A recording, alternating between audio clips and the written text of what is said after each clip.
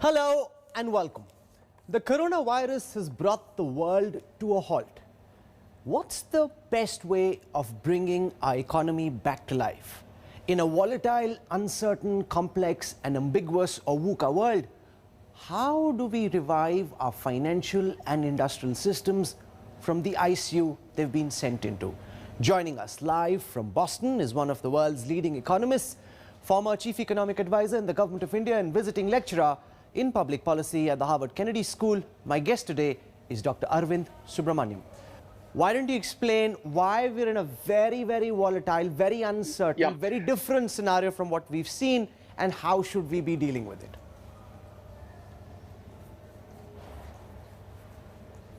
Right. See, I think, first of all, let's step back and look at it, globally, and then let's come to India after that, right? I think that when we think about financial crises and economic crises of this sort, we have a certain benchmark or a frame of reference, and that in this case it happens to be the global financial crisis because that was the big shock that the world experienced 12 years ago. But this crisis is just completely different from that in just so many ways. To start with, that was a crisis that affected one country, the United States, and spread to the rest of the world.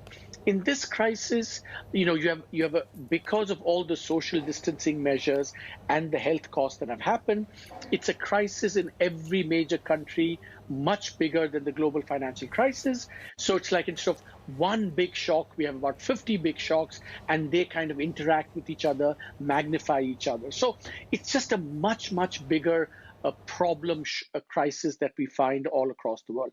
It's also very uncertain because, we don't know how long, the pandemic is going to last, what the transmission is going to be, how many people are going to die. And the other big uncertainty, it's almost like if you read science fiction, there's a great book by Isaac Asimov called Nightfall. I think the whole how will society respond to these measures, we just don't know. For example, we've seen in India as well, we're not sure how long we can impose the lockdown, how much people can take. So society's tolerance for this is also very uncertain to predict. The third thing, of course, which I think economists talk about a lot, is that this is not a crisis like in the past where, something happens and then the government says, let's cut interest rates, let's inject money, and, the economy, we can kind of revive the economy back again, because this is not that kind of shock. You don't want to revive the economy in a sense because, the non-essential sectors have to shut down. You can't go back to status quo ante for a very long time. So our responses have to be much more tailored to the situation, and that's and this is completely uncharted waters. We've never been here before. We used to thinking about, something happens, government pumps in more money, and we get the economy back again. You fix the financial system, and this is so very different from that. I think. If we could now move on to India, why don't you explain to us, Dr. Subramanian, in what ways, in what ways, according to you, is the problem the same globally, and in what ways does India have very specific vulnerabilities or specific issues that Indian policymakers and the Indian government and the Indian public need to look at more carefully? Yeah, I think, the Indian situation, I think, is different from the global situation in, I would say, at least, three ways, let's say. For example, the first is the health dimension of this pandemic. And here, I think we're on a knife edge. Honestly, we don't really know the trajectory of the pandemic in India. Yeah, and the reason is that India has, I think, at least 2 or 3 differences, which could take it either way. For example, it could make it less severe, it could make it more severe. And, I'm not a health expert enough to know which way it's going to go. For example, there's much more density in India. Our health capacity is kind of much weaker. Our ability to respond is therefore more limited. and therefore, that could make the crisis just like in advanced countries, but with a lag of 2, 3 weeks, in which case I think it's going to be very serious in India. But on the other hand, it's possible that we have some immunity against it because of BCG. Temperatures come work in our favor, and therefore transmission is lower. We have a younger population, fatalities could be lower. So we just don't know. But I think as a matter of policy, we should be prepared for, a more extreme, and that's how I think India has responded. To give credit to the government, they've said lockdown, very serious. So they have acted on a kind of precautionary basis, as they should, because India could, in principle, be very, very severe. So that's the first different aspect. The second aspect, I think, from the economy point of view, which is very different, is that remember that India was not a kind of economy that was chugging along like many economies, and suddenly this hit. You will recall that, I did some work with Josh Feldman. We wrote a paper saying that even if you look at, November, December, all of last year, the economy was slowing down considerably. So this is not a shock that's affecting a strong economy. This affecting an economy that was already slowing down considerably because of problems in the financial sector and so on. So in a sense, it's like a double whammy for India from an economic point of view. I think the third difference with other economies is that, we are a poorer country compared to, the US and other countries. So not just our ability to respond to health, but our ability to cushion the people affected by this is going to be more limited. Our resources are more limited.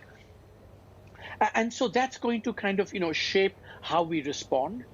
And I think one dimension which we've discovered where India is actually quite unique is that we have lots of people in the informal sector, lots of vulnerable people. We saw that with the migrant kind of community where suddenly they turned out to be. And our ability to reach them easily and effectively is not as good as advanced countries. So these things are going to shape now how the government has responded and how we should respond going forward. So let's break this up into two parts. On the health side and on the economic side I'm has keen taken some understanding from you, Dr. Subramanian. In your view, what do you make of what the government's already done? In the short run, what more would you like to see the government do to try and mitigate the economic loss and the human loss of coronavirus? Right. I think, look, you go in a situation like this, you go to bat with the social safety net you have. Now, what are the kind of the 2 or 3 big dimensions of our ability to provide this social insurance, this cushion for the vulnerable? We have the PDS. I think there the government has quite rightly both expanded the rations and also said you can also not just wheat and rice, but also pulses and other crops. I think that we should do. It's a very good first step. Maybe depending upon the duration of the crisis, maybe we should even increase that further as we go along. So I think that's a very commendable first step. I think the second big thing that a part of the social safety net that we've created, and that's a tribute to the government, that the whole JAM plumbing, Jan Dhan, Aadhaar Mobile, about 38 crore people in India have Jan Dhan accounts. I think there we should be much more generous than we have been so far. See, so far the cash transfer dimension of the government's actions have been somewhat small and kind of accelerating forward what we were going to do in any case. And also it's kind of targeting, farmers, women, etc.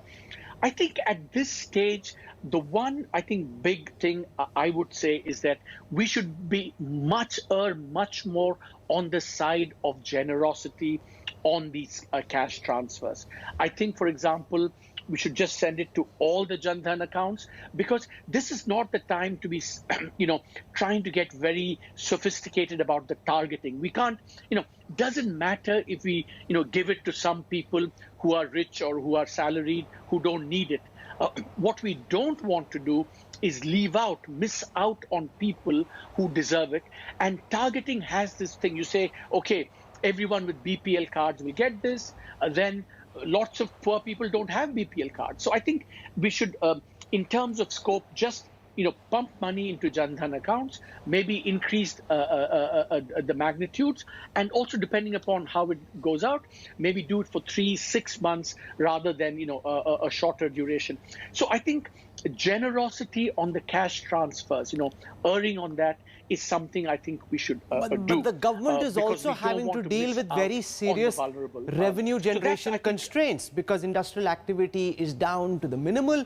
The government revenues are stretched, and at a time, sitting on the outside, it's easy to say, open your purse strings, give the money that you have. Those within the system will say, we're doing the best that we can. We have very serious revenue constraints. What are your ideas on trying to overcome those revenue constraints in the short term? Yeah, so I think, Rahul, it's absolutely fair to say that, we have revenue constraints, and, we don't want to be irresponsible as a result of that. But I would say a couple of things, right? I think compared to many economies, I think certainly many developing economies, we have perhaps more fiscal space than I think some would argue. Let's work with some numbers, Rahul, just to be concrete, if that's okay with you. Oh, absolutely. I think the size of the initial government package has been about, I would say about 1% of GDP, and I think that's it's a very, very good start. My own view, just based on very rough calculations, is that if you factor in the health costs, because remember, Rahul, if whatever we need to do on the health side, whether it's testing or vaccines or, buying all this equipment, I think everyone would agree that those things, providing protection to our health personnel, providing protection to all those people who are in the supply chain, who can make sure that the food from the farm can come to the kirana stores and markets, all those people in the front line, and the government has taken very good action, to protect them medically. All of us as a society will agree that we should not at all, hold back on those expenditures. I think everyone would agree with that. So I think we need to do that, but also we need to cushion those who've been affected, and that's where the economic dimension. So I would say one, we can on a one-off basis borrow more from the public. On a one-off basis, we can also resort to more monetary financing. And I think also I would say that there are things we can do, like in the piece that we wrote, Devesh Kapoor and I wrote. I think we could create, for example, a solidarity fund based on one-off, taxes or remember, the salaried and the wealthy are not being hit by this, the people in the informal sector. So I think there can be raising of solidarity money. And my calculation is that on a one-off basis, a combination of a little bit more issuing bonds, some printing money, raising some solidarity thing, all on a one-off basis, I think can be financed. One of the big challenges that I'd like to hear your thoughts on is dealing with urban laborers. Now, farmers generally have had a few rounds of the Kisan Yojana coming into their accounts, so we've got them mapped. We've had previous instances of money being targeted into their accounts. Urban laborers are largely out of the realm of any form of social security in India. This is a crisis. You can't now start going door to door, taking a list, figuring out who to put on a list. How do we deal with the challenges posed by urban laborers? Yeah, I think firstly, remember that, whether it's PM Kisan or BPL thing, oh, I don't think I would go so far as to say we've got it covered and our targeting is perfect or whatever. I think there are lots of still gaps in our ability to reach these people, and you're absolutely right that that gap is perhaps greatest when it comes to urban. Migrant workers. So I think that, remember, that's why if you transfer money into Jan Dhan accounts, you're likely to, also transfer more to these migrant workers as well, because they're likely to have accounts where they are or accounts back home. I think that's one. I think Kerala has done a reasonably, been creative about how providing shelter, providing cooked food. And remember, so which leads me to, I think, one aspect I want to emphasize here is that we tend to think of these things very much from the center point of view, but a lot of the action on the front line is going to be taken by the states. So whatever we say, we have to give more freedom and more resources to the states because they are at the front line. They can be more creative. They can be more nimble. Whether it's the migrant workers in Delhi or in Surat, or parts of southern India. I think the states need to because at the moment, remember, the states are also under these, fiscal constraints imposed by their fiscal responsibility legislations. We don't want them to feel that, they cannot spend because there are all these, constraints on them imposed. So I think for this year, at least, we should relieve the burden of these straitjackets on states and allow them to spend more, much more to deal, including with this problem of migrant labor. I want to shift our attention to the more organized economy.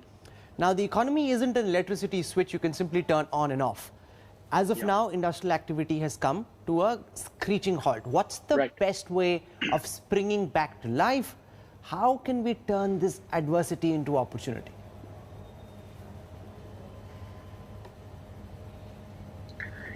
Yeah. See, for one thing, I think we've spoken so far just about the informal sector and those who've been hit very badly.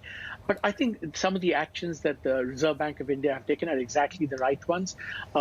One thing you need to do at this stage is make sure that firms can survive, both the small and medium enterprises and the large firms.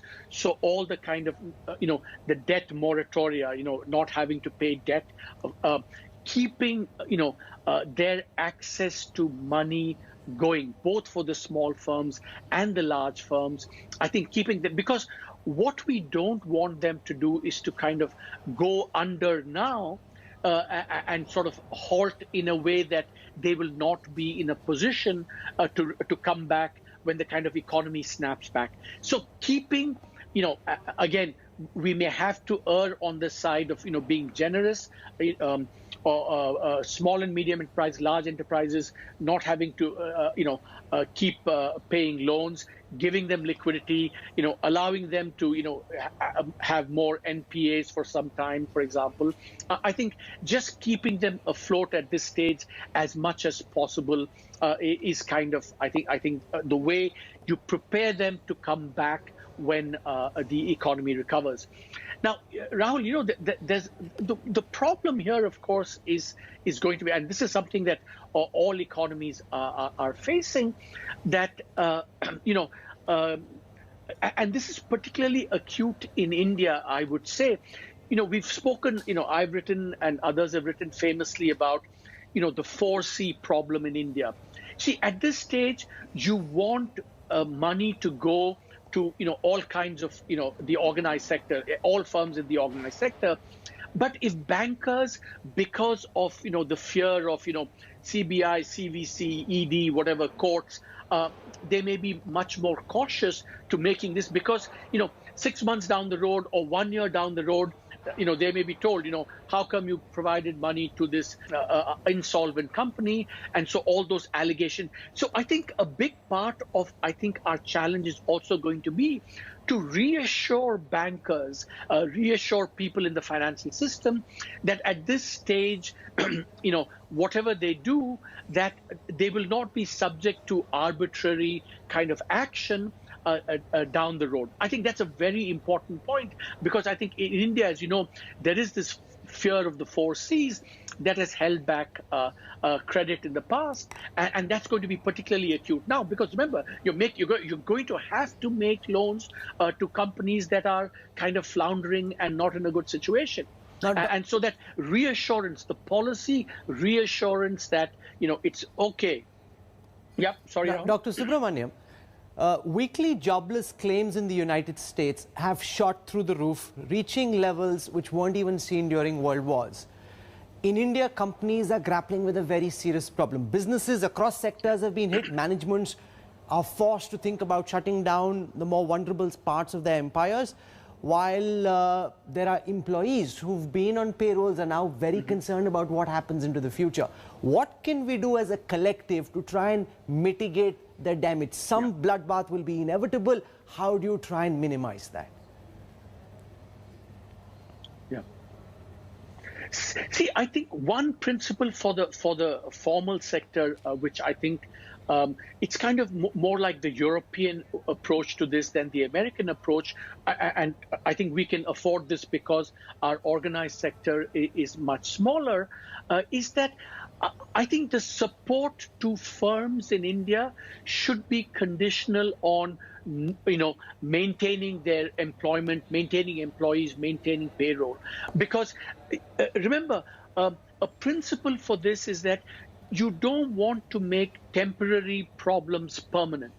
You sack people, and then, when the economy comes back again, there are going to be all these costs in getting them back again, retraining them, etc., etc. So one principle for minimizing that would be to help firms, but to say that conditional on not reducing employment. I think that's a principle that Europe has followed. I think it's something that we can afford to, because the organized sector is much smaller in India than elsewhere.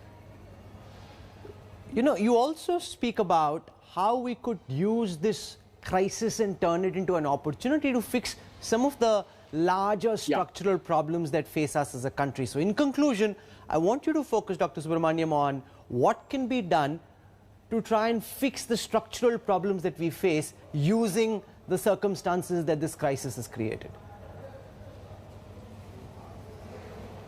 Yeah, I think, Rahul, this is a really important point, because, at the moment we're in the thick of the crisis, but I think it does open up, many possibilities. One, I would say, we've made a great start with our JAM, which I think the Prime Minister and the government deserve a lot of credit for. I think completing that, because there are still gaps in this, completing that, paving the way for a universal basic income in the future, that's something that we can do. One. Second, very important, Make in India, one of the Prime Minister's flagship programs, has had very mixed success. But I think now we've realized that, something like pharmaceuticals, why should we be dependent on the rest of the world and China? So we should go on a war footing to revive Make in India, initially with, I think, the pharmaceutical sector, just go on a war footing, so that India can make the active, what's called the API, get together with industry, have a plan, have a revived pharmaceutical sector. We can use this opportunity, I think, to do that. Similarly, I think, our macro fiscal framework, all our targets, everything have gotten a little bit outdated. I think, next year's budget will have to be significantly viewed. I just said, all the fiscal responsibility, targets are becoming a little bit less meaningful. I think revisiting that whole framework, I think is going to be very important as well. Similarly, I think it's an opportunity in the agricultural sector. If our JAM plumbing can be good, we can maybe move away from subsidies and do more direct benefit transfers, and really increase the efficiency of the Indian agriculture, improve supply chains by this. Last point I would make, I think, and there are many others as well, I think this whole question of a national solidarity fund. I mean, can we be thinking about better taxation, more efficient, more rational taxation, in a way that both raises resources for the crisis, but also puts in place a much better, more equitable, fair, efficient tax system for the future? I think it's a great opportunity for that as well. You know, we have seen over the past 20-odd minutes immense clarity in economic thinking, and there's some very sharp ideas that policymakers could potentially build on. For joining us from the Harvard Kennedy School, Dr. Arvind Subramanian, and for your thoughts in such a structured fashion on where we're at and what we could be doing to try and minimize the damage. Thank you very much. It's been a pleasure chatting with you. Thank you, sir.